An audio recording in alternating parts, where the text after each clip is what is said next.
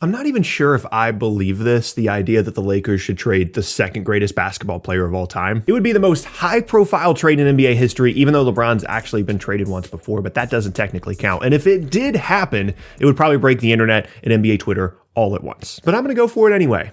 This is the case for why the Lakers should trade LeBron James this offseason. Really quickly though, I want to let you guys know about an exciting sponsor for today's video, PrizePicks. So here's how it works. You download the PrizePicks app and they will match dollar for dollar up to $100 of your first deposit when you use code SPORTING. So if you use that code, you deposit $100, they will give you another $100 so you can start off with $200. And you go through the app, it's super easy to use and you just pick the numbers that you like. They have numbers set for points, combined points, assists, rebounds, fantasy score, all different kinds of things. And it's just you against those scores. You pick a couple of them that you like and then you select over or under for each one. You can combine up to 5 of these numbers and the more you put together, the more you get correct, the more you win. For example, here are my picks for tonight. I like the Desmond Bane points under against Boston. They've been playing really well defensively and Bane's been struggling to shoot the ball lately. I also like the Andrew Wiggins points over against Dallas. They generally struggle to guard wings and they just played the other night and he went over this number. And lastly, I like the Ja Morant over on points. Despite Boston playing better lately defensively, Ja's volume has been out of control lately in terms of shot attempts and free throws,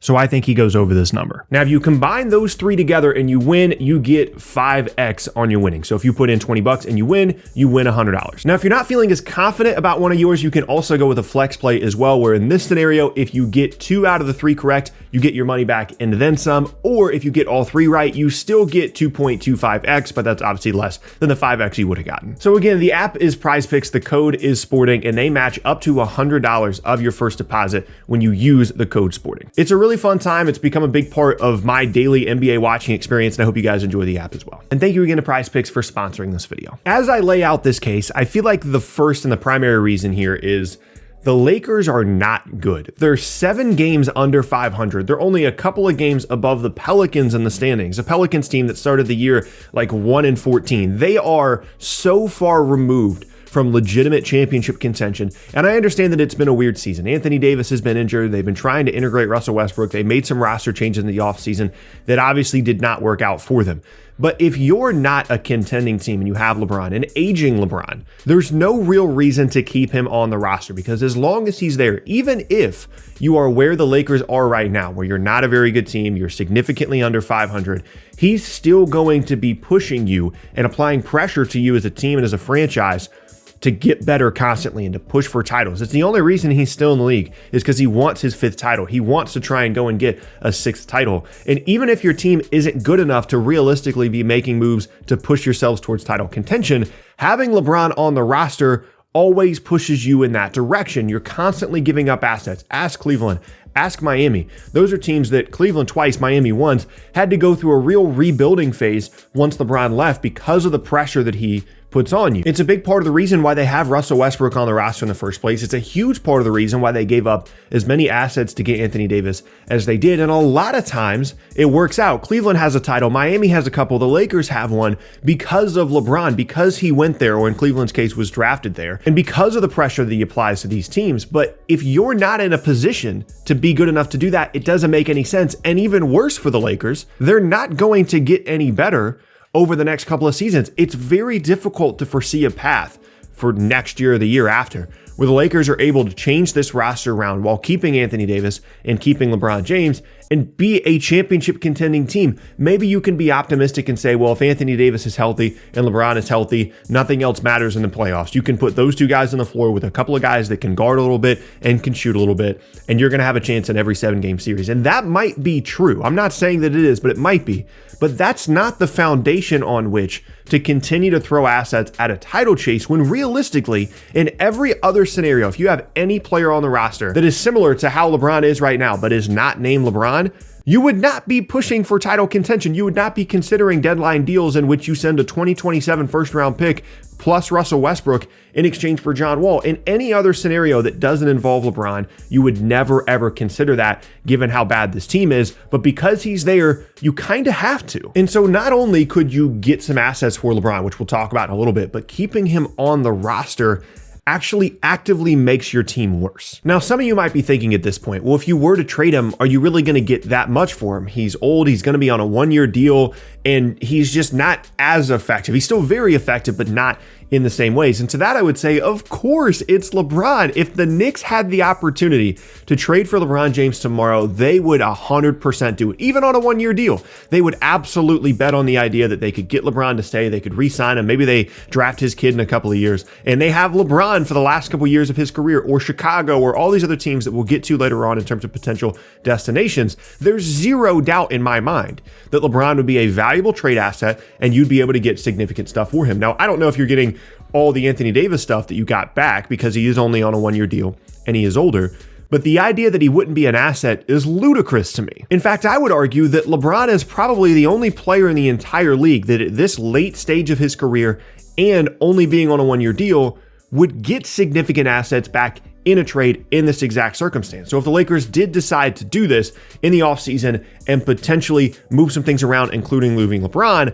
they absolutely would get stuff back. And then you can really start to see a path where they can maybe build something around Anthony Davis. And I'm not a gigantic Anthony Davis fan at this point, given the fact that he can't stay on the floor and some things that we kind of know about him personality-wise now. But ultimately, the path towards being a championship contender for the next 3 to 4 to 5 seasons is much easier if you move LeBron and get assets and build a team around AD, build up the role players once again, rather than sitting around hoping that LeBron stays and not really knowing what his future is going to be. I would much rather have the assets in exchange for LeBron, the certainty of those assets, getting Anthony Davis healthy and running it back in the following couple of seasons, than hope that everything's going to work out with LeBron. Because there is no loyalty here. LeBron can say whatever he wants publicly. He does not have any loyalty to the Lakers. He might really enjoy being in LA.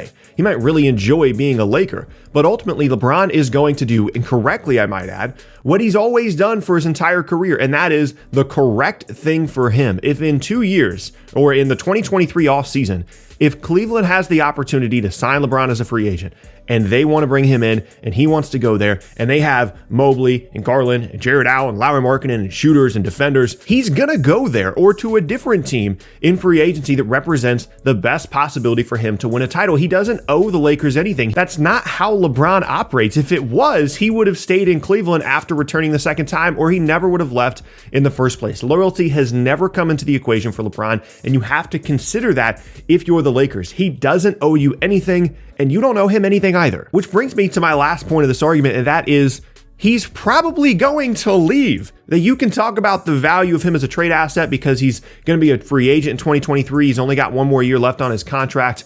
Yeah, that might lower his value to another team a little bit because they could be concerned about him leaving. But if you're the Lakers, you should be very concerned about the possibility of him leaving and getting nothing out of him. And the idea of LeBron leaving and not getting assets back for him when you could, and you have all these future assets, put together because of the Anthony Davis trade that you don't have into the future, and you probably need these assets more than any other team in the league, it would be a disaster to just assume, oh, LeBron likes it here, he's going to stay. We're the Lakers. There's no way he would ever leave us. He absolutely would. He just spent the entirety of All-Star Weekend talking about the possibility of playing with his son, which it's unlikely that would be in LA given their draft pick situation. He talked about the possibility of returning to Cleveland not being something he's completely shut the door on. And then a week later, he's like, nah, I want to stay with the Lakers for the rest of my career. Well, which one is it? It doesn't matter. The public statements of LeBron have never mattered as it relates to his free agency and things like that. It's never come into consideration, nor his loyalty. It's about winning titles for him. And the Lakers very quickly, similar to the end of the Miami run and the end of the second Cleveland run, are representing an opportunity that does not give him as good of a chance to win a title as a lot of other teams around the league. And once that starts to happen, LeBron leaves. And interestingly, I think there's a lot of trade candidates out there for LeBron, even on a one-year deal. There are teams around the league that have a variety of different assets. Maybe they'll give up a couple of firsts, a young player, whatever the case may be. I think the trade market would be robust for the Lakers to be able to get some assets back. And I think there are a handful of teams that would be really interested in bringing him in. Teams like the New York Knicks, who have been chasing LeBron since 2010. They have had free agency meetings with him. They have tried to position themselves to have cap space to sign him and somebody else and bring them in to New York, and they haven't been able to do it. But they absolutely would jump at the idea of trading some assets to get LeBron for a year, get him in Madison Square Garden. That would be a ton of fun. I think Chicago would be another interesting team as well that could kind of complete their potentially championship contending core here by trading for LeBron. Golden State is interesting, giving them a wing presence. They have some young guys they can trade. And then, of course, Cleveland, who I think it's less likely would trade for him, but potentially he could go to as a free agent. The possibilities here are really endless, and you could easily convince yourself that this is the right decision. Okay, having made that case, I don't know if I actually believe any of what I just said, but it's fun to kind of make the argument sometimes. I think it's something that we're going to talk about more over the next handful of months as the Lakers season probably ends early and we have to figure out what LeBron's free agency is going to look like in 2023. I can't imagine they'd actually do it, but I'm kind of wishing that they would. That's the end of the video. My name's Tucker. Hope you enjoyed it. If you did, leave a like rating on it, and I will see you all next time.